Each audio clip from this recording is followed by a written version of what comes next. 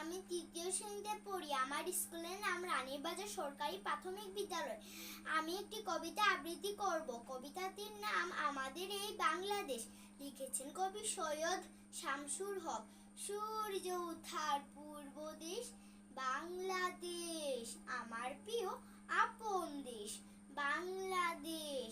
আমাদের এই বাংলাদেশ কবির দেশ, বীরের দেশ। আমার দেশ স্বাধীন দেশ বাংলাদেশ, দানের দেশ, গানের দেশ, 1300 নদীর দেশ বাংলাদেশ।